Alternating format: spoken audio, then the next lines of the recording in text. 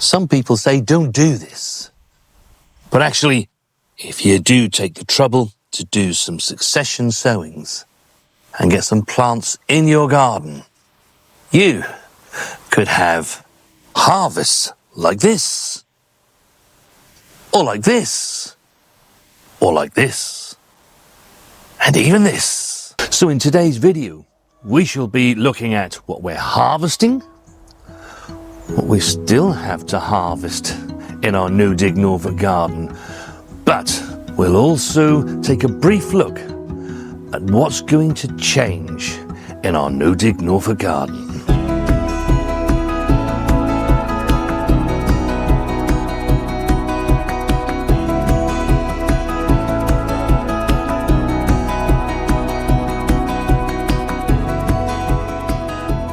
So the first thing we're going to do is actually harvest our sweet potatoes. Now, we had a brief glimpse into that a little bit earlier in the month, didn't we?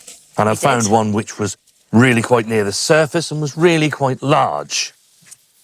The plant actually still looks really good and healthy. But what I do know is that any hint of frost, and these are not going to be very good. We don't really grow sweet potatoes that often. Or when I say that often, we don't know about sweet potatoes. We've grown them on and off for the last few years, but not like this. Not so successfully, have we? No. So it'll be interesting to see exactly what is going on with them. If you think we're going wrong somewhere, then do tell us, because just like everybody else, we're always willing to learn. I've already seen a massive. Well, to me, it's massive compared to what we've grown in the past. Sweet potato. Yes. It's lovely. Does, doesn't it? Do we have any more, Mrs. W? This is the thing. Yeah, I do. Ooh. Wow. Look at those. Well, we've got some. Look at that. Amazing. We've never grown them like that before, Barry. I'm well pleased with those. Yeah. There's definitely roots going further down, isn't there? Yeah. Oh, there's a nice one there. Yeah, do the middle one first. See, look at those. Oh, wow. Fantastic. Yes. Any more for any more? So we put 3 slips into this raised bed, didn't we? We did, yes. 2 were Beauregard and the other was Evangeline, I think it was called. I think this one's Evangeline at the end. Yeah, you're right, Evangeline. What's this, Mrs. W? Some more? Oh, yeah, that's okay. Oh, still some more. Oh, yeah.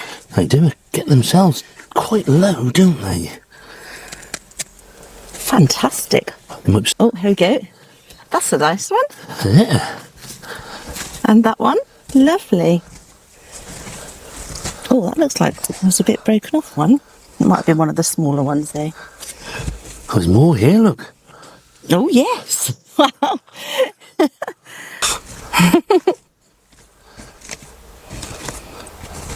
Look at those. Beautiful clusters there.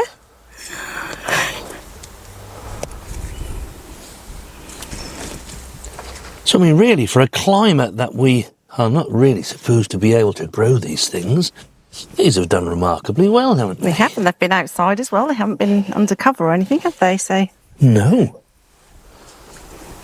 Superb. From those 3 slips, we have managed to harvest 6 kilos, we said, didn't we? 6 kilos. 6 kilos. Of sweet potato. Superb. So pleased with that. Got some great shapes as well. This one definitely looks a bit like a duck. And that one looks like a swan. Next thing we're going to do is to be harvesting our squash. As you know, we've already said that we've been harvesting the cheeky curry since September. We've been waiting for these butternuts. The butternuts haven't ripened fully. In most cases, we've got the odd one or two that are. This one is just about there. But when it comes to your butternuts, if you can put your nail like that and there is no markings, it is actually just about there, or is there. I would also expect to see the stalk. It's a nice brown colour. This is not completely brown. So what we are going to do is to harvest our squash and take them up to the polytunnel. And they can be up there for the next couple of weeks or so. And they'll cure and finish curing. It's a bit warmer in there, gets the sunshine. And yeah, and then they'll be ready to come down to the house and for us to be able to store down there. So we better start getting these harvested, Mrs. W. Yes. They're lovely size, aren't they? They really are. Some really big butternuts this year. Don't know whether it's the weather conditions or Could have been. variety, not sure. Well, we've got two different varieties and both of them have got large fruits on, so Yeah. Well, that's a lovely butternut, isn't it? it's beautiful. Really is. Wrapped lovingly in a bit of jasmine, Mrs. W. That jasmine gets everywhere. The other reason why I really want to get these up now is that we're getting some really quite damp mornings. It's not so much the frost at the moment. We've yet to see a frost, but there's some really damp mornings, and it doesn't clear up. It's about 12 o'clock now, midday, and this is the time it sort of starts to clear up, and you can't see the dampness on the lawn and on the plots anywhere. And we're also expecting quite a bit of rain over the next couple of weeks or so. These are a much deeper yellow colour, Mrs. W. They are, aren't they? These are the Walthams, aren't they? Yeah. And they've been quite green. They've gone from green to sort of yellow, haven't they? Whereas the Hunter, are they Hunter, the other ones? Yeah, they are, yes. They're always a bit more light colour. But you see how No Dig even helps with these growing. There's no rotting on there whatsoever. I've just brushed the surface mulch off that was on the ground there, but it's not rotting. A lot of people put slates under them or straw. Of course, what does that attract? Mr. Slug. But the compost mulch we have on our beds means that, you don't get that rotting. Now, this hasn't got too far to go. There's just this bit of green bit here.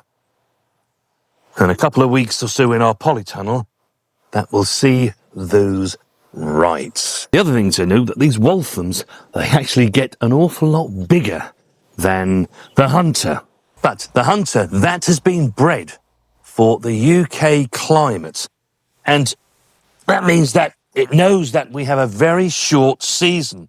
And you see this one to this one, it's ripe, it's ready. But this one isn't. This is not an F1. Hunter is. So that's the characteristic of that particular type Hunter. Or as I say, this Waltham is not an F1.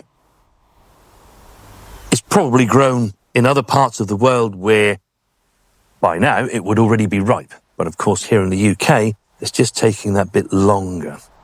And also being in this plot here, this is another learning that myself and Mrs. W have taken. Next year, these probably want to be further up the garden. Because what's happening now is I can tell you that the sun at midday is only there. It's not even hitting this bed. And as it moves around and it gets to there, it'll be a bit lower in the sky. We will get a little bit of sunshine here, but not a lot before it dips behind those trees. So these need more sunlight, more light to get to them so that these can harvest. Or should I say ripe? I'm harvesting them anyway. Yeah. Do you think we would grow that variety again? Do you think we would have been as successful with that variety had it not been such a hot summer? Do you think, Barry? What do you think? I don't know. No. But I think I'm going to grow it again next year to find out. To try it, yeah. Yeah, I really do, because they are a wonderful looking squash, aren't they? They are. They really are. Absolutely amazing. There's a lot of squash there for your money. There certainly is. So from the 3 plants that we grew, each averaged 3 fruit. The heaviest is this one here, which I've already got the 2 kilo weight on. If I just put the 500 on.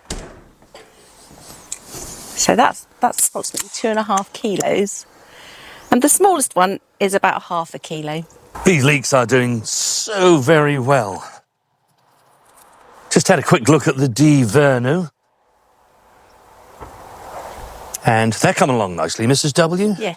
Not quite at the same level as the winter giant. No, but they're... But these aren't due to be ready until the end of the year and into the new year. And you've got plenty of these to use. Good. So that's another couple of harvests. But what I do need to do is to harvest this lovely cauliflower. There's a lovely little cauliflower for myself and Mrs. W. Superb. People say to me, why do you grow F1s? You seem to grow an awful lot of F1s. Firstly, we actually grow more open-pollinated varieties than we do F1s. If I'm going to grow an F1 variety, it will be because it's got a particular characteristic that I want. You can see here that this variety, which is a variety called Oreo, we're growing it again this year, it harvests in May. But the F1 in it means that it's a big cauliflower and it can withstand the winter weather and then come to an amazing harvest April or May time, depending on when you sowed it. Whereas this is an open-pollinated cauliflower. Hasn't got huge, but it's certainly more than enough harvest for myself and Mrs. W. Also on this side of our garden where we are now, the depth of soil is not so much, is it? There's a lot more flint on this side when we actually made the beds. Yeah. It still goes to show you that you can grow a cauliflower. Now, the other thing is that there is a lovely kohlrabi. You can begin to understand why some people call it the Sputnik. It is a very unusual looking vegetable, isn't it? Yes. But it does taste lovely. I like that in a coleslaw instead of cabbage. If you haven't got cabbage, grate that in. It's just as good. I'll try and link that video in the description where you actually used it for the coleslaw. But yeah, Sputnik. You have to be a certain age, folks, to know what that is. And we certainly are that certain age. We most certainly are. But honestly, it has a sort of brassica-type taste, cabbagey sort of taste.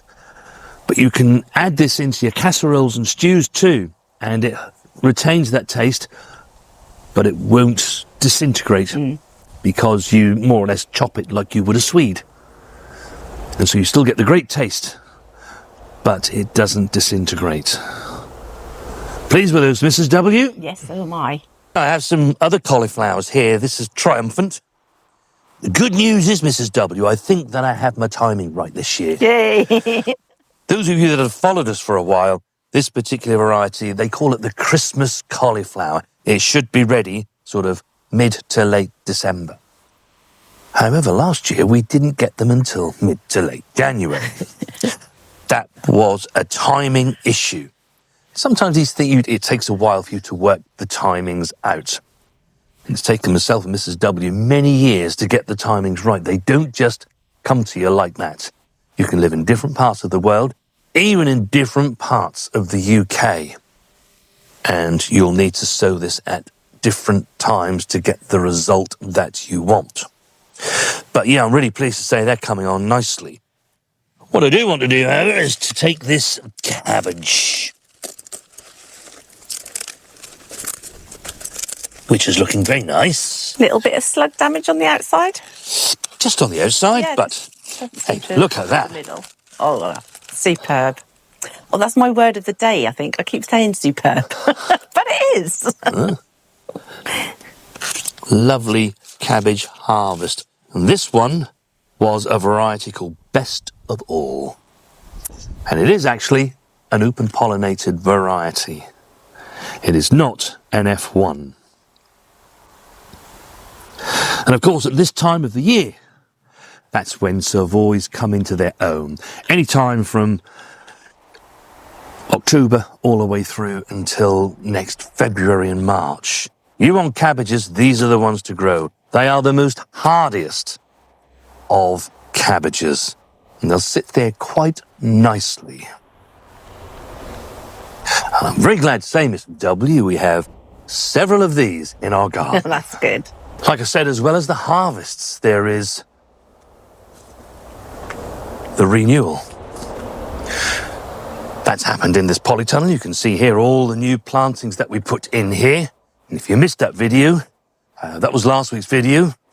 You go and watch that. I'll leave a link to it in the description. So we have much in here that's going to feed us during late autumn and over the winter period. Outside, we have sprouts to come. We have purple sprouting broccoli, many cabbages, cauliflowers. Carrots, don't forget Carrots too, yes, you're quite right, Mrs. W. Carrots too. So there is still plenty of food that we have still to come that will sustain us, not only for the rest of this year, but into next year until everything we plant in the new year becomes ready to harvest. And then that leads me on to the changes. From now onwards, October through to next spring, they're ideal times to make any amendments, changes to your plot that you think are necessary. Gardening is a way of life. Myself and Mrs. W have a rhythm where we sow, plant, harvest, either eat or store, i.e. preserve.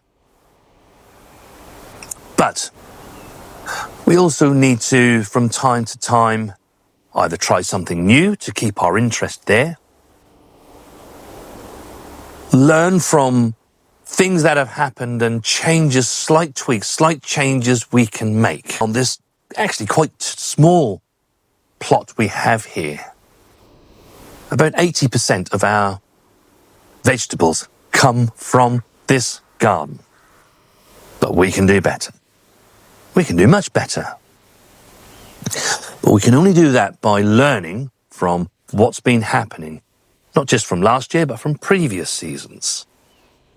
And what's that meant for us? Well, there's going to be one or two changes to our garden. I'm not going to tell you all about them now, but you've probably seen these canes that are smack bang in the middle of the lawn between the Vegegar raised bed and this polytunnel. We're marking out where our raspberries are going to go. They're going to be moving. They're not going to be where they are currently now. They're going to move to a new position. And I'll tell you as we go along why we've decided to do that. There is a reason for it, and very good reasons for it. But that's not the only change. There are going to be about, one, two, three, it's about 4 major changes to this vegetable garden to make it even more efficient and to ensure that we get even more of an abundance out of it. No Dig, of course, will play a huge part in it all. So do make sure you subscribe to the channel so that you know whenever we upload a video. As we go forward now and into next year, we shall be filming, recording, and you shall see exactly what's happening in our No Dig Norfolk Garden. It's all very exciting, Mrs. W. It is. We're going to be very busy. Very busy indeed. I hope that this video has inspired you to maybe not leave those beds empty. Grow something. Don't let them grow weeds. Let them grow something you can eat. Absolutely fantastic just to have all of this food. A big thank you to you all for all the likes and the comments that you've left on our videos. The last month has seen our subscriber count rise. So we have new people that have come to our channel. So welcome. It's not just us that you need to listen to. Do make sure you read all of the comments that our viewers leave. There is a wealth of knowledge out there that you can use while you're growing your vegetables to get some great knowledge. Knowledge is power. When you have the knowledge, you can grow such great things. So do extract everything out of those comments that you can. And whether it's you guys who have just joined our channel or the people that have been with us for a while, do continue to leave your likes if you liked what we've done. Do continue to leave your comments. We read each and every one of them, even if I can't always get there straight away to answer them. In about a week's time, the clocks will fall back. And, of course, we will lose a lot of the light that we currently have at this moment in time. We'll really start to go down. But it's a lovely time of the year that you can make things, preserve things. In our case, light a nice fire. Sit in front of that. We look to plan what we're going to be doing for next year, what we might want to grow. If you are new to our channel, maybe new to gardening, you can start to get a feel for what you're going to need to be sowing from month to month. Got a whole playlist that's dedicated to what we sow from month to month. So why not watch that video next?